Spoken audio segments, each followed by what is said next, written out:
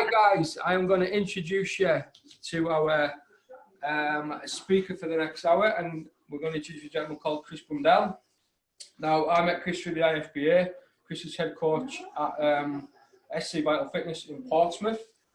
And unbeknown to me until recently, Chris is a little bit of an expert on sleep, amongst many things. He's also extremely strong, as you've seen from the pictures that we posted. So Chris is an all-round strength athlete, PT. And tonight, we're going to hear all about a topic that he's extremely informed on. So I'm really looking forward to this because, as some of you know, my sleep has not existed for the last 2.5 years since children have turned up. Chris is a new dad and he's going to find out this maybe himself soon. So, Chris, my oldest daughter is 2.5 and she never slept a wink all night for the first 2 and then nearly half years. Wow. Only in the last few weeks that she started sleeping. All right. And my 7-month-old's the total opposite and she sleeps all night. So, yeah. Finally start functioning as a human again. Finally. So I'm interested to hear what you say. So, I'm going to leave it to Chris to introduce yourself and have a chat and enjoy what Chris has got to say. Cheers, Chris. No worries, mate. Hi, everyone. So, yeah, thanks for the intro there. Just a quick one is I have a stammer. So if I repeat words, you don't have to check your internet connection or anything like that. It's just me struggling to get my words out. I've had it my whole life. And ironically, it actually happens. It happens more when I'm tired. And like was just said then, I've got a 9-week-old downstairs, so I'm getting less sleep than I used to. And as a result, I'm stammering a little bit more, which has coincided with me doing a lot of these online webinars. So it's probably quite a bad time, really, but we're making it work anyway. So little bit of information about me. So my name's Chris. I used to be in the army. I left the army and pursued a career as like picking things up that were heavy and sticking them back down again. I broke a few records doing that. I won UK's strongest man under 105 kilo when I was 23. I got injured in the process, and as a result, I went to sort of seek some rehab. And as part of that rehab, I met a strength and conditioning coach, and quickly realised what I had been doing wasn't really what I should have been doing. And I sort of learnt the error of my ways, but a little bit too late. At which point, I went back to uni in order to become an S&C coach myself. That was a long time ago. I finished uni, just finishing my master's thesis now, hopefully going on to a PhD in the next year or so. And my research at uni was involved around improving the habits of strength athletes, improving the sleep habits of strength athletes and how sleep deprivation can impact their performance. And as a result of that, I started to get a lot of questions around sleep because everybody sleeps and everybody wants to know more about it. So it's quite a common topic when people find out it's what I do. And yeah, I just started doing a few Q&As and then it turned into a workshop. And then it was literally just a workshop for a couple of years. And then the coronavirus came and all of a sudden I got tagged in a post online about, does anybody know anything about sleep and can come talk to the members of my gym? And I did one of those, and that was about 8 weeks ago when my son was born. I've now done 24 of those and been on 4 podcasts. So it's a bit of a whirlwind for me, but I'm loving it anyway. So that's enough crap about me because no one really cares anyway. So we're going to get onto the good stuff. We're going to talk about sleep. So I'm assuming if anyone's watching this, then they're into sleep and they're into training, and they're probably here with a few questions about how they can get a little bit more or if there's anything they can do to get better sleep. So if you've got a question, just whack it in the chat box. And what I'll do is I'll come to those at the end and I'll make sure I get those answered before I have to shoot off, even if I have to talk really quick to get them done. So yeah, so if you're watching this, chances are you go to the gym. So if you go to the gym, chances are you go to the gym for a reason and you've got a goal, whether that goal is health, whether that goal is performance, or whether, like most people, it's just to look a little bit better when you're naked. Now, no matter what goal you have, sleep will play a large factor in whether or not you achieve it. So given that body composition is the most common thing that people track for, we'll talk a little bit about why sleep's so important with that. So when you're sleep deprived, essentially what happens is the hormones within your body, they change a little bit and you have more of the what I call the hungry hormones, and you have less of the full hormones, which means when you're tired, you're hungrier. Now, the research also suggests that you don't just feel hungrier, but you do actually go and eat more. So you're tired and you eat more. Now, if you've ever been tired before, you'll probably know that when you're tired, you don't go to the salad drawer in the fridge and grab a bit of lettuce. Your chances are you go to the cupboard 2 to the left, which has got the toffee crisps in a little tin, and you grab one of those instead. Because when you're tired, you crave high energy dense foods. So you're tired, you're eating more, but you're also eating more junk as well. Now, if you add on top of that as well, when you're tired, you move a little bit less. It's a subconscious thing. You're trying to conserve your energy, so you move a little bit less. And any exercise you do is likely to be of a lesser intensity because your perception of how hard you're working is altered. So you actually think you're working harder than you are. So that's like a sort of trifecta there, really. So not only are you eating more, you're eating more junk, you're moving less, and any exercise you do is essentially of a lesser intensity. So anyone that understands weight loss will understand that it's about calories, and obviously there's a lot of negative changes there happening in regards to the calories. So yeah, that's quite important.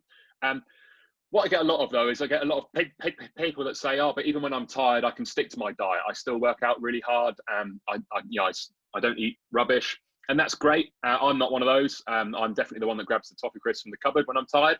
But the science now suggests that if you are sleep deprived, regardless whether or not you're able to maintain a calorie deficit, if you are tired and in a calorie deficit, that weight loss has a higher chance of coming from muscle mass than it does from body fat.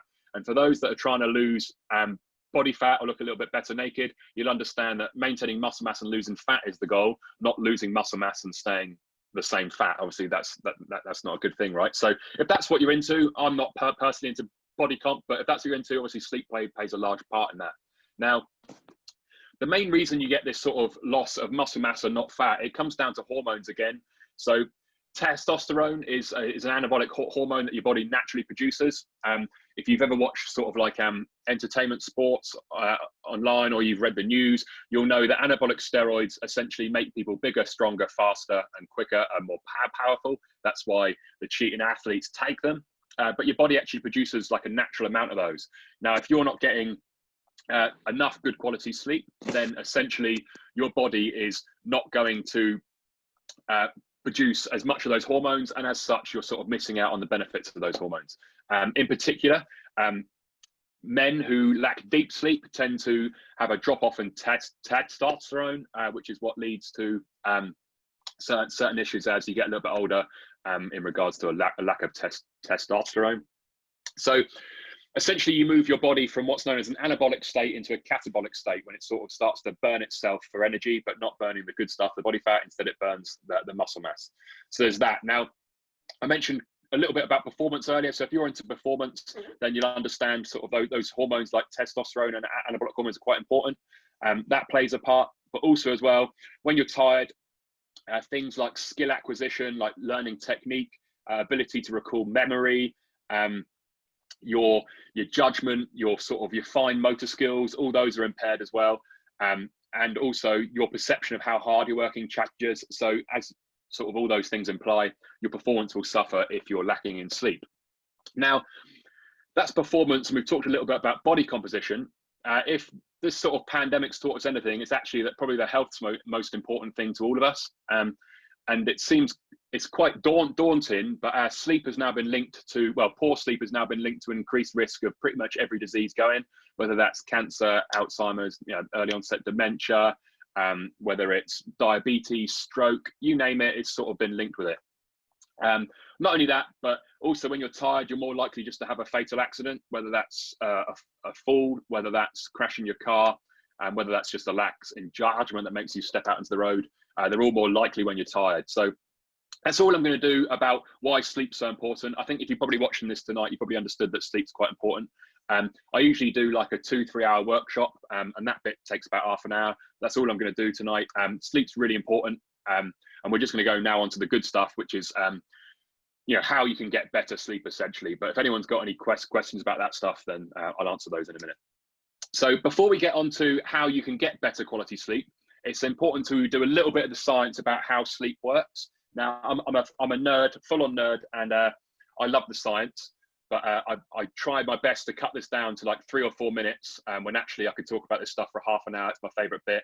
But I'm just going to give you the most simple things you need to understand in order to get the most out of the strategies we're going to talk about in a minute. So sleep essentially isn't one long block. Sleep occurs in multiple blocks throughout the night. Now, these are known as cycles. So a cycle lasts from 90 to 120 minutes. So if you were to sleep for 7.5 hours, say, that would be approximately 5 cycles throughout the night.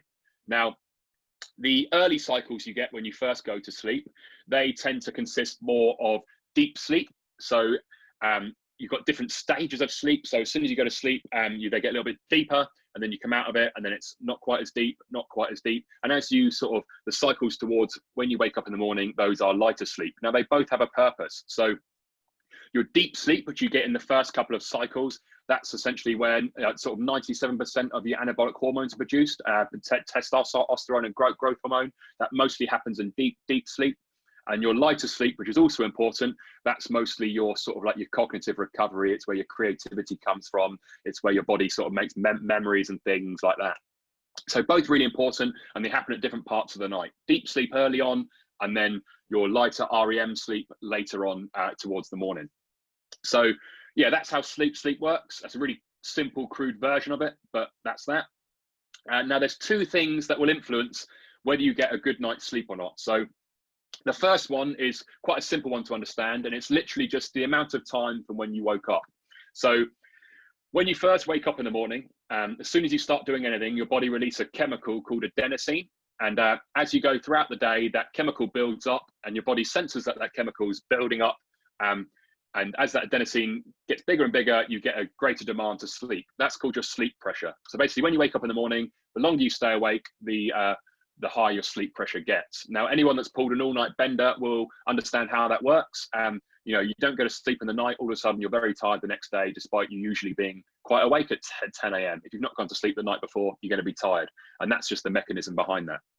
Your other one is called your circadian rhythm, and that's just a fancy way of saying like an internal body clock. So everybody's got a clock within inside of them, which essentially dictates when they like to sleep, essentially. Now, when you wake up in the morning, and depending on what time you wake up, and depending on how your body clock is set, it will start by sort of saying, you know, wake up, wake up, wake up, and it will keep going up throughout the day. And then as it dips off in the early afternoon, that's when you sort of start to initiate sleep, which is why you tend to get tired around 2, 3, 4 o'clock in the afternoon, at which point it then rises again, saying wake up again. There's a slight dip at 5 or 6, which is why you tend to fall asleep when you get in from work in the winter around those times.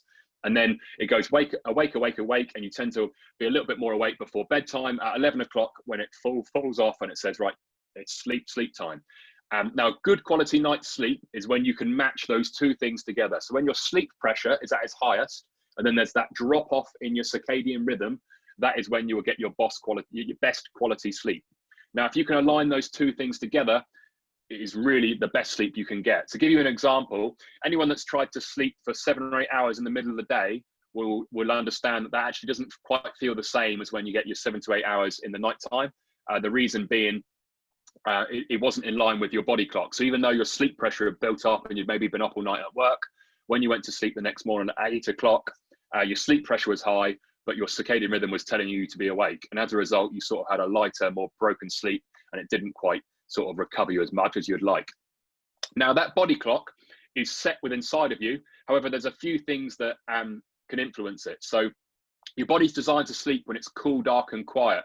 So anything that would affect that essentially will affect your body clock. So the sun being out, for instance, will affect your body clock. So that's why it's easier to wake up in the summer than it is the winter, because it's usually lighter outside, and the sun has influenced your body saying, you know, it's time to be awake. Whereas in the winter, when you come home from work and you can't be bothered to go to the gym at 6, it's because it's dark outside and your body's almost trying to shut down, thinking it's getting closer to bedtime. So that's that. That's all I'm going to do on the science. That was like 4 or 5 minutes. Like I said, that's not completely conclusive of all the sleep science. That's like a multi-day topic. That was just a quick insight into like 2 of the things that make it easier to understand some of the strategies we're going to talk about in a minute. So before we get onto, like, I've got 6 strategies that I sort of, I class as like the big things people can do to get a better night's sleep. But before we get onto them, it's important to cover that number 1 is that it's quite an individual thing, getting sleep. So there might be some people on here now that are only getting 2 or 3 hours sleep a night, and for them, the best thing they can do is just try and get maybe 4 or 5. Where then there might be an athlete on here that's chasing a medal at like a national level, and as such, them just going from 7 to 8 hours might make that small difference that gets them, you know, a higher place. And as such, you just need to sort of approach this on your own level. The other thing I should say as well is it's important to focus on the things you can control and not so much things that you can't. So, you know, to give a perfect example here is, you know, like I said, I have a 9-week-old downstairs, and when he screams in the night, you know, I wake up.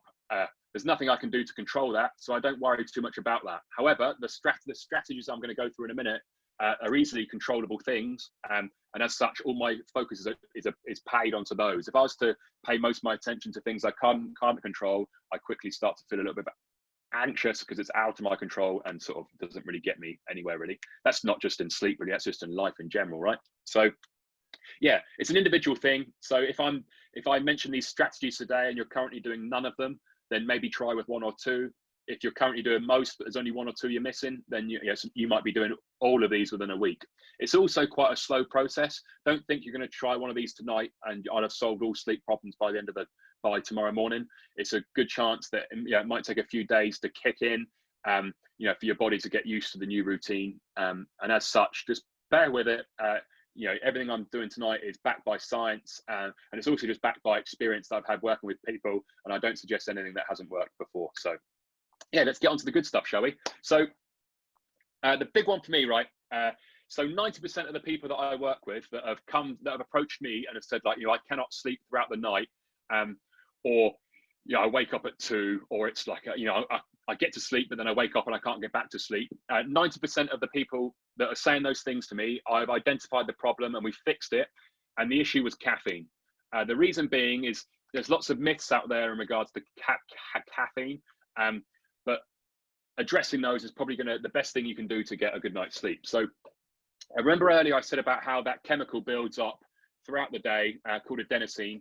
And the higher that gets, the more your body wants to go to sleep. So how caffeine works is caffeine blocks the receptors in your brain that sense that chemical building up. So the chemical still builds up, but what actually happens is your body can't sense it building up, which is how caffeine masks fatigue.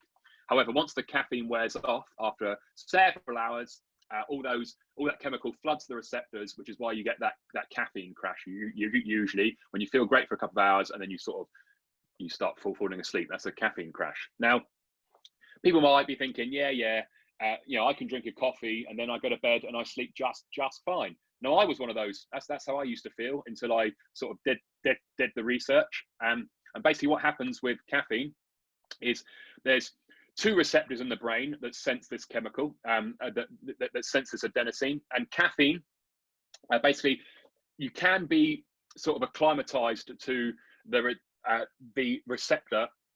The receptor can be acclimatized to the caffeine that sort of influences caffeine sort of like buzzing effect. So those that drink coffee and tea or Red Bull, things like those regularly, they'll notice they no longer get like the shaky hands from a strong one.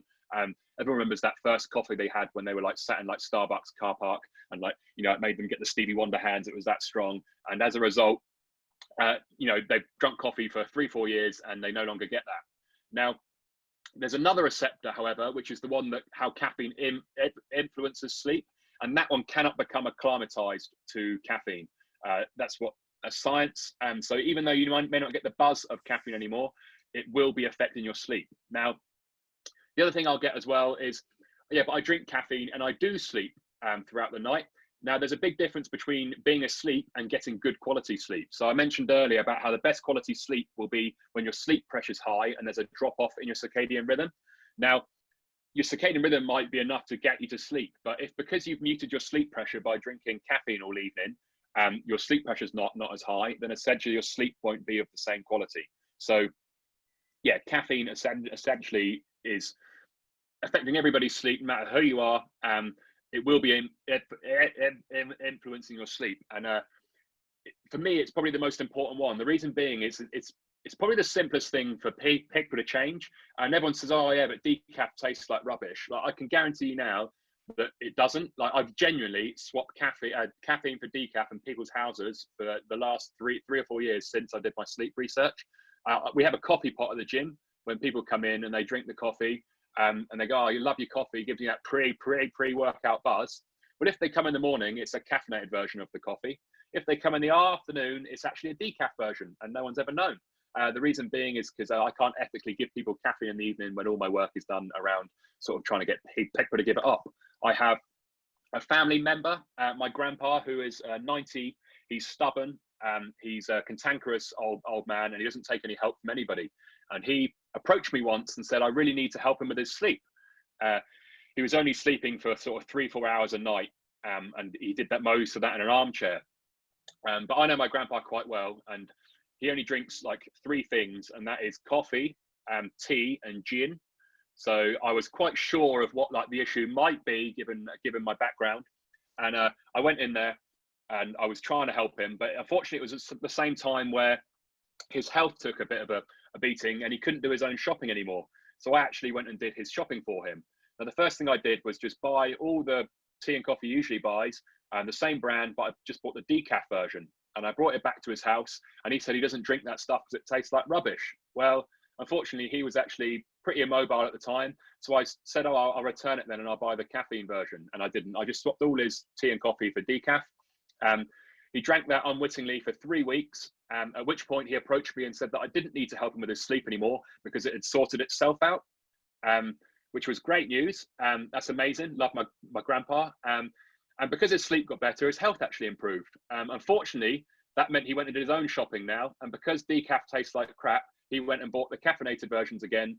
And as such, he still only sleeps 3-4 hours a night. But sometimes he can't help everybody. I love him, but he just won't listen to me. So yeah, that's a quick story about my grandpa. And caffeine is really important. So if you can find like if you've got a caffeine drink that you really like, there is a decaf version out there. And swapping it will make a huge difference to your sleep. The reason I put this one as my first like tip for people to get better sleep is because it has such a large effect, but it's such an easy swap. A lot of sort of sleep things we're going to talk about are like habit forming, and they're like a behavioral change thing. This is literally just reaching to the left on the shelf and grabbing the decaf version instead of the caffeine version. And if you mixed all the caffeine versions in the box together with the decaf ones, you wouldn't be able to pick the decaf ones out from the caffeine ones. So please, if you take anything from tonight, give decaf a try. It will make a massive difference with what you're doing. In fact, it's such a big difference, and it's such an easy change that actually I don't work with anyone on a one-on-one basis if they're not willing to give up caffeine in the evening. The reason being, purely because it's such an easy change, it makes such a large difference that if they're not willing to do that, then they're probably not willing to try a few of the other things I'm going to suggest in a minute. So yeah, give decaf a go. That being said, I'm not completely against caffeine. I drink coffee all morning until lunchtime, at which point I just stop drinking caffeine and I go to a decaf version with the missus, and it's much better. So yeah, give decaf a go. The next one we're going to talk about is the environment. So the reason I put this one quite high on the list, again, is because it's important, but it's also quite an easy swap. Again, it's not a habit forming thing. It's just usually buying one or two things that can make a difference. So like I said earlier, body is designed to sleep when it's cool, dark, quiet, and comfortable. That's why it's much easier to sleep in your bedroom in the nighttime, in your bed, than it is in an airport lounge when your flight's delayed at 12 o'clock in the afternoon. It's because an airport lounge is not cool, dark, quiet, and comfortable. And it's purely those things, all right? So the best you can get your bedroom to replicate those things, the better. So, yesterday was disgustingly hot, right? It was so hot. It is where I live down south, so it was really hot. I don't know about you guys up north, but it might be a little bit different. But it was really hot yesterday. I don't like sleeping in the heat, so I have a few things I employ to try and help me get a better night's sleep. There's a spare bedroom on the back of my house that doesn't get as much sun, so on really hot days, sometimes I go sleep in there. I have a fan that I have on, except Albert, my young lad's nicked that at the minute, so I haven't got a fan. I've got a friend that installs aircon. I keep sending him texts to come install aircon at my house. That will keep me nice and cool. Dark. You could wear a sleep mask, for instance. If I'm traveling somewhere where I can't control the light, I would wear a sleep mask. Sometimes the curtains you use in your bedroom are just thin ones and they let light in from outside. So you might need to get sort of like thicker curtains or blackout blinds. It might be that your person you share your bed with keeps going on their phone in the middle of the night and that light's not making it dark. Tell them to switch off or hide it. comfortable. This one's really overlooked all the time. The amount of people I've spoken to that are sleeping on like a really old mattress with like a spring poking out of it, and they've not put two and two together, that it's actually the fact that their bed's not particularly comfortable as to why they can't get a good night's sleep. And contrary to what a lot of people will say, is you don't have to spend loads of money on like a really expensive bed. If you go in like a bed, I apologize if anyone works in like a mattress shop now or sells mattresses for a living, but the best mattress you can buy is the one that is the most comfy for you. Yeah, I like a really firm mattress. I actually like a really cheap pillow because I find the cheap pillows comfiest, and I like to use it until it goes lumpy, chuck it, and go buy a new one. I like a firm mattress. I like cotton bed sheets. That's what I find comfortable. But essentially, it's whatever works for you. Now, the environment can make a huge difference, and it's also, like I said, I put this one quite high up because it doesn't make it's not a massive hindrance on your life to go buy a new pillow. It's not a habit thing you've got to do every day. It's not going to take half hour out your morning. It's literally just next time you're at the shop and you're in the supermarket, go to the bedding section and get a new pillow if the one you've got's lumpy and you don't like it. It can be as simple as that, guys. Actually, the environment is actually why I got into sleep in the first place. The reason being, I like I said earlier, I used to be in the forces, and I used to attribute my being able to sleep as being in the forces. Now, I still haven't discovered what has made me be able to sleep at the drop of a hat. But the environment isn't the one thing that impacts me. So I once went to a place called Slide Rock in Arizona, which is like this little mountain that has these like sort of rocks that are eroded with water that are all slippy, and you climb to the top of the mountain, and then you slide down, and then you land in this big like pool at the bottom. And I was there with the missus, and I went up there first, and I came down, and she took loads of really nice photos. And she then went up, and this must be like 30 plus degrees at this time. It's just rock and mountains. And she went up and said, "Oh, can you get a photo of me when I come down?"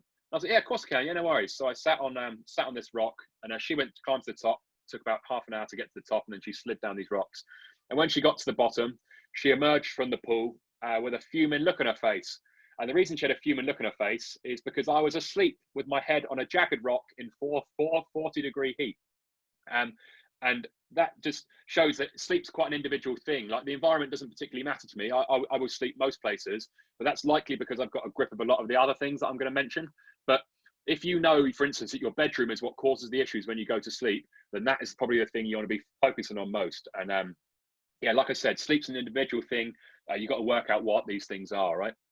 So the next one is managing light. So like I said, it's much easier to wake up in the summer than it is in the winter, purely for the fact that sun tells your body to stop producing a hormone that helps you go to sleep, essentially. So light makes you awake, and darkness makes you tired, essentially, in a really simple way of putting it.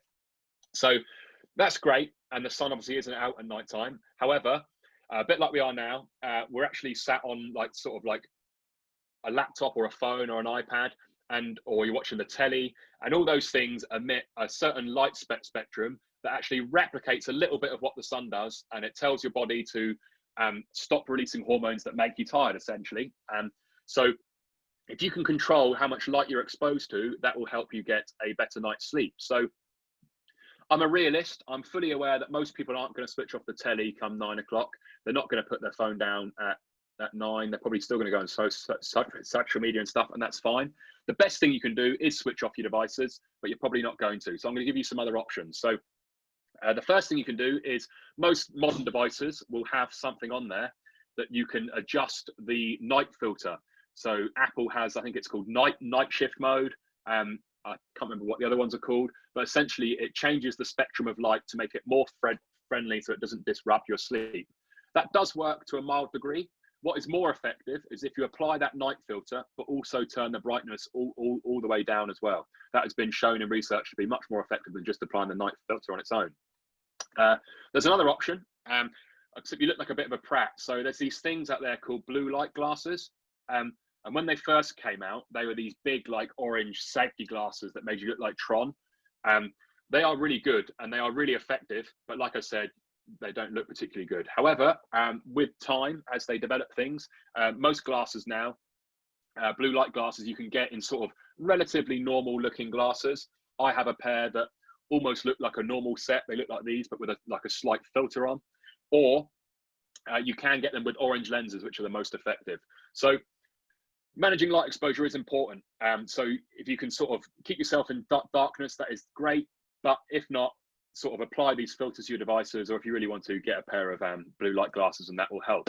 Another thing you can do actually is in the morning, the sooner you get outside in sunlight, the sooner it will start strengthening your circadian rhythm to be awake. And what that does, it also limits the effects of light later at night. So if you can get outside early in the morning, outside in the sunlight, what that will actually do is it will make you more tired later on in the evening, purely by the fact that the fresh air helps as well, but it will limit the effects of light preventing sleep later on. So just to recap that, we're going to put the night filter on if we can, turn the brightness down. We might try some blue light glasses, and if you're able to, get outside in the morning, because that'll have a positive effect as well. The next thing you can do is, and the next thing I'd suggest is winding down. So when people come to me and say, like, I'm struggling to sleep, usually the thing they will attribute them not getting sleep to is sort of a racing mind. So like thoughts running around their head, so things that, you know, a busy work meeting, or, you know, an argument they had with someone, or something someone posted on social media, something like that. And obviously when you go to bed, you know, you want to be calm. Essentially, that's going to help you get the best night's sleep. So anything you can do to help you relax before bed, do it. All right. There's no one way fits all. It's whatever helps you get to sleep. As long as that is not necking a double espresso, I don't mind what you do to get a good night's sleep, and what you do to calm down. Whatever it is works. Right? I'm going to give you a few options now, things that I know other people have tried in the past. So some people like to have a bath before bed, and some people might listen to relaxing music. Some people might sort of like to turn the lights off and have a bit of a chat with their other half. My favorite methods are, I like to write all my thoughts down onto like a bit of paper, and I plan my next day. I've got so much going on with my thesis and work and these sleep things I'm doing, and my son downstairs, and a house work that he's doing, and it all just gets on top of me, and I start to get a bit anxious about it. So I like to plan my next day before I go to bed. It also helps my productivity, which is cool, but actually helps me relax my mind a little bit to get a good night's sleep. So you can steal that one if you like. The other thing I like to do is there's an app called Headspace, which is like a meditation type app. Meditation's great. I personally wouldn't say I use it for meditation. However, there's a few breathing exercises on there. There's a section on there called sleep. And within that, they've got some sort of relaxing music, things like you know, rain hitting a tent or wind blowing in the trees, some of that stuff you might like. But I really like they've got things on there called SOS exercises, and they're like sort of 3-4 minutes long, and they just teach you to try and sort of like focus the attention on your breath rather than your racing mind. And actually, that I find if everything's getting a little bit too much, that helps me get some sleep. In all honesty as well, I think probably one of the best things people can do to sort of stop their mind racing before bed as well is to get off of social media a little bit earlier. You know, there's nothing, you know, anxiety is a huge issue for a lot of people in regards to getting sort of better quality sleep. And I don't think anybody goes on social media and doesn't come off thinking like, oh, I should probably be doing this maybe, or you looked at a picture of a photo that you think that person's in better shape, or you went on there and you saw someone got a new car and now you start thinking about a new car. But all those things probably aren't doing much for people's sleep. So if you can get off that before bed, not only will that help with the light exposure that we mentioned earlier, but it will definitely help you sort of your mind relax a little bit before bed. So that's something you want to try. The next thing we're going to talk about is probably the most effective thing you can do for sleep. However, it's really hard to do. So that is getting into a routine. So if you can go to bed and wake up at the same time every single day, your body will get so good at doing it. It will start to like release hormones that make you tired. It will start to release hormones that you wake up without an alarm. Everyone's got that plumber uncle that sort of gets up when the rooster crows, despite not even setting an alarm, because for 40 years he's set his alarm for 6 and he's woken up at 6. You know, he wakes up at 5:59 every morning and switches his alarm off before it even goes off. And that's just because he's got so good at his routine that his body's just adapted to it. If you work out, you'll understand that your body adapts to what you do regularly. So if you lift lots of weights on a regular basis, you'll get strong. Just like if you go to bed at 11 o'clock every night, your body will get quite efficient at doing that. So that's really effective. The only thing is, it just doesn't really fit into like modern world. Like, you know, I work shift patterns. Like, I get up at 4:45 to go open the gym for 5:30. If I set my alarm for 4:45 in the morning, my missus would roll over and lamp me straight on the nose. So it just doesn't work for me getting into a routine. Sometimes I get home from work at 9 o'clock at night. And if I get home at 9 o'clock at night, if I wanted 7 hours sleep, I'd have to go to bed straight away, but I've not seen my son when I get in. So actually, I'd rather spend an hour looking at him and having a chat with the missus and drinking a decaf tea, I suppose. So while routine is highly effective, it really only applies to those that sort of work, usually your 9 to 5 or your 8 to 4, maybe even your 7 to 4 or something like that. Because realistically, who wants to wake up really early in the morning? And for anyone that works night shifts, it doesn't work at all. So getting into a routine is good. Now, the other thing you can do as well is if you can align that routine with your body clock, that's probably going to give you unrivaled sleep quality. So everybody's body clock's a little bit different and they sit on a spectrum, and it's called your chronotype. So you get some people that like to wake up really early in the morning and go to bed a little bit earlier. But then at the other end of the spectrum, you get people that like to wake up really late and go to bed late. And that is a thing. And you can get people that sit anywhere in the spectrum there. Some people that are just completely average. You get some people that maybe like the morning a little bit more. Me personally, I'm a morning person. I do like to get up early. I do all my best work before 8 o'clock in the morning usually. I've got most of my thesis done before that time. I love it. And it's a good way of identifying what your chronotype is when you're most productive. If you're most productive in the morning, chances are you're a morning type. If you're most productive in the evening, chances are you're an evening type person. That being said, most people sort of attribute themselves to a evening person, but a lot of the time they just have really poor sleep habits, and as a result they're really tired, so they wake up late. But then because they wake up late, they have to go to bed later that day. So don't just assume you're an evening person just because you wake up late in the morning. So yeah, chronotypes are important. Again, it's a bit too much detail for me to go into in like a 45-minute webinar.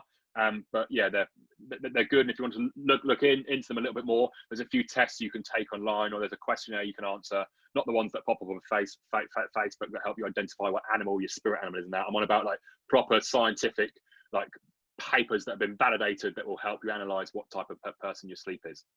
So yeah, there's that. The last one we're going to talk about now is the simples. So this one has no research because it's such an individual thing, it would be impossible to find. So the simples are the little individual things that stop people getting a good night's sleep. For example, I once worked with a woman that woke up every morning at 5 o'clock, and despite her alarm being set for 7:30, and she could not get back to sleep for love nor money, and she couldn't figure out what it was.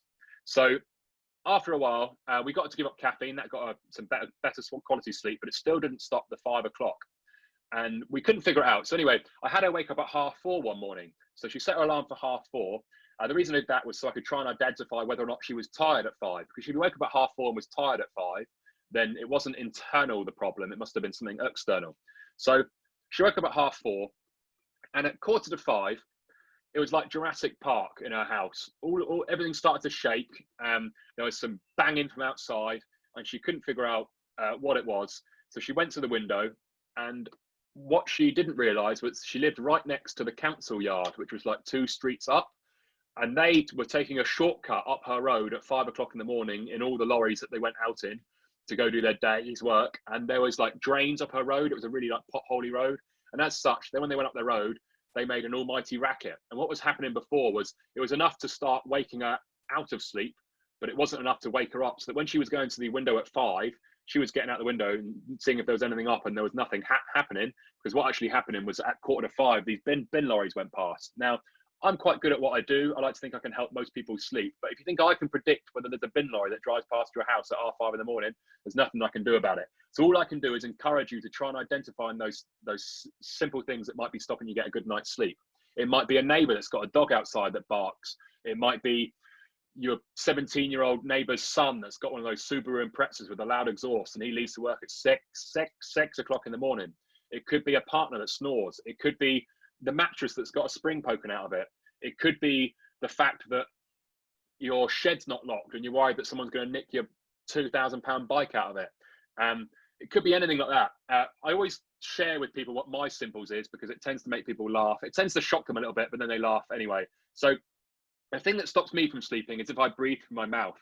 So optimal sleep would be when people breathe through their nose. However, when I go to sleep, for some reason, despite the size of this nose and these nostrils, my body wants to breathe through my mouth. And what happens around 1 a.m., I wake up like someone's been cramming sand down my throat and I've been on the piss for 3 days and I just can't breathe and I cannot get back to sleep. I also then start to snore, which wakes the missus up, which means I then get a bruise around my ribs, and that's not good either. So I have to sort out me breathing through my mouth. So the first thing I did was I started putting like a Vicks vapor rub on my chest, which helped open my nose up. That was good, but I hated the stickiness on my chest. And the next thing I did was I bought what's called a nasal dilator, which is you can get the strips that go across your nose and they open your nose up. They didn't work for me, maybe because my nose is that big already. I had to buy this extra large thing called a turbine, which is what cyclists wear when they when they go on the Tour de France. It's this yellow thing you shove up your nose that makes your nostrils like that. And that was really good. That helped. That was one of the best things I've ever bought. And I loved that. But sometimes it still didn't work and I breathed through my mouth. So in all my research, I actually discovered something called mouth taping. So when I go to bed, I actually tape my mouth shut with surgical tape, and I shove a nasal dilator up my nose. I know what you're thinking, lucky missus. But yeah, I wear a nasal dilator up my nose and I tape my mouth shut. And ever since I've started doing that, I never wake up with a dry mouth. I never have a bruise under my ribs when my missus has given me an elbow because I don't snore anymore. And I sleep like an absolute log all night. Now, I'm not encouraging people to start taping their mouth shut. It's probably a little bit too much for most people. But honestly, once you get past like the kidnapping feeling, it's actually quite nice. But like, you know, it might be a partner that snores and maybe you could get them on board to, you know, maybe start wearing a nose strip or something. So, you know, the simple things are really important. And without having someone come sit in your house and sort of identify all those things that it might be, that's a little bit weird. So I don't offer that as a service. Identifying those things is quite a personal thing that you probably need to look at doing yourself. All right. So just to recap those, right? My top 6 tips, and this isn't all inclusive. These are just sort of the 6 that I recommend that I start with most people, is stopping to decaf from lunchtime. It's improving your environment so it's a bit cooler, darker and quiet. It's managing your exposure to light. So, you know, maybe putting a night filter on or, you know, getting blackout blinds or turning off your phone a little bit earlier. Next one is winding down. So whatever it takes, if that's a nice hot bath with a little bath bomb in there, some people like that. It might be a bit of calming music. It might be a bit of meditation. That's cool. The next one is routine. If you're able to get into a routine, I can't recommend it enough. I look forward to the day when I have a 9-to-5 job and I can do one of the things that I preach the most and get into routine because it really is effective. And the last one is the simples. So identifying those simple things you can do to get a better night's sleep. And that is really up to you.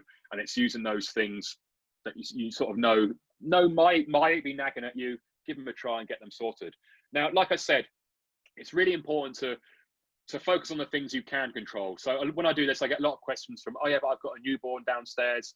Oh, I work night shifts. Is there anything I can do? And my answer to both is the same.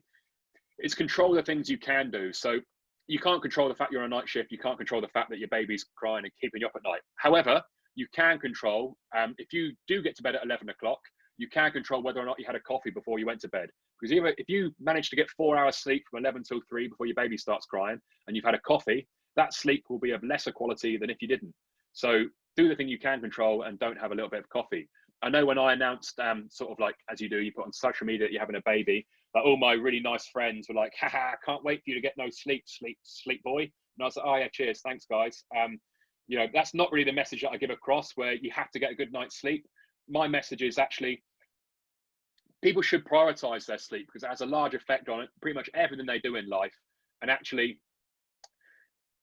you know, if they prioritize their sleep, then, you know, even if they do only get 3 hours sleep, at least it's going to be a really good quality 3 hours than it would be if you sort of didn't follow any of the advice I was giving out. The other thing is it's really individual. All right. So I work with a couple of Olympic athletes. I work with my grandpa on the complete other end of the spectrum, who wakes up like 7 times. And when he wakes up, he goes as a coffee. These are different ends of the spectrum, guys. The Olympic athletes should be chasing optimal sleep. Optimal sleep is 7 to 8 hours. And I've got a real bugbear with like a lot of the information that's on social media where like coaches will be like, or PTs will be like, yeah, we're going to talk about sleep and that's get 7 to 8 hours. Yeah, that's great. That's like sort of saying to my mum, oh, mum, just eat less, then you'll lose a little bit of weight. Or mum, just come in the gym and back squat 100 kilo. That doesn't work. Like both those things get approached on like an individual level where like where you sort of like build building blocks, you go through a bit of habit forming, and sleep's exactly the same thing. All right. So while 7 to 8 hours may be optimal, and that's what I would be looking for as I'm working with an elite athlete that was trying to get a good night's sleep so they could win a gold medal, that is completely different to how I would approach working with sort of like a general population person that's waking up 4 or 5 times or only getting 1 or 2 hours sleep. All right. Like I said, this is usually like a 3-hour workshop where I would have given you loads more information. I'd have gone into more details. I'd have told better stories than what I did tell, because sometimes they're a little bit longer. But yeah, that's as much as I can give you tonight in the time frame, guys. I'm going to answer any questions that get put in the chat box now. I can see one's just gone in there. If you want to shoot off now, fine, and get a little break, that's great. I'm going to stick around and answer some quick questions though. If you want to know any more, there's loads of good books out there on sleep. Matthew Walker's done a good one. There's another book called, it's called Sleep. That's really like originally named by a guy called Nick Littlehales. He like works with elite athletes, so his approach is a little bit different. You can follow me on social media, which is at Chris Mandell. I'm on Facebook, Twitter, and Instagram, where I put lots of content out about sleep. But yeah, I'm just going to answer the questions now. Before we've got a guy coming on now called Twerk with Quirk, and I feel I've just put a few guys to sleep, and now he's going to give a few of them nightmares. So I apologise in advance. Right, that was nothing to do with my scheduling. So someone said here, do you recommend light alarm clocks instead of beepers? Yes, I do. I love light alarm clocks. What they do is they replicate the sunlight in the morning, and they help bring your body out of sleep in like a sort of like a gradual way instead of a sort of like a sudden alarm. However, if you wake up at different times to your partner like I do, you're probably going to get that elbow in the ribs when your light goes off at 4:30 in the morning. That's why I don't always use one. However, since my son was born, I often sleep in the spare bedroom now, and I get to get my sunrise out a little bit more, which is great. So I like that. A second question is, have you ever worked with someone who wakes themselves up from muscles twitching in their legs? Is there anything I can do to reduce that? A bit beyond, I have, but it's a bit beyond my scope with little information and only a couple of minutes to do it in. So yes, potentially I could, but I probably haven't got the time to. It would depend what causes it, essentially. I'm going to move on. Next one is getting to a routine. Would you ideally advocate setting your alarm on days off? Yes, I would. If you do that for long enough, you won't have to set an alarm on your days off, though. So that's the perk of getting into a routine. The next one is, what's your opinion on sleep tracking apps, sleep cycle? Are they reliable?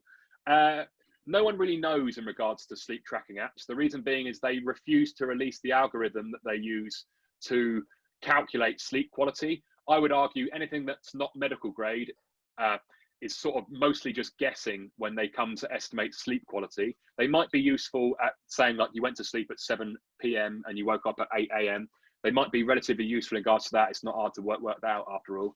But in regards to telling you like sort of how much deep sleep you got, etc., I would argue they're not particularly effective. So sorry, my missus just went for a walk and I'm looking out the front of my house, that's why I waved. So yeah, so the sleep tracking apps, take them with a pinch of salt, guys.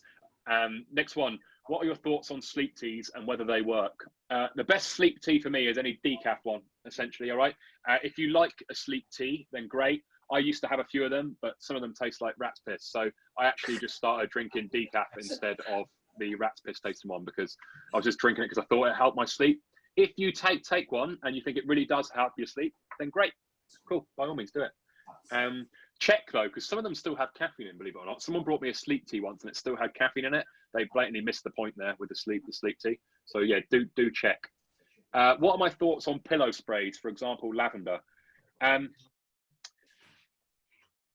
Yeah, they're all right.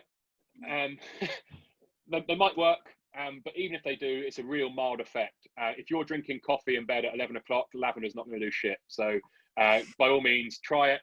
If it helps, great. But quite frankly, you'd be much better off spending your money and time focusing on sort of like the bigger rocks. It's a bit like diet.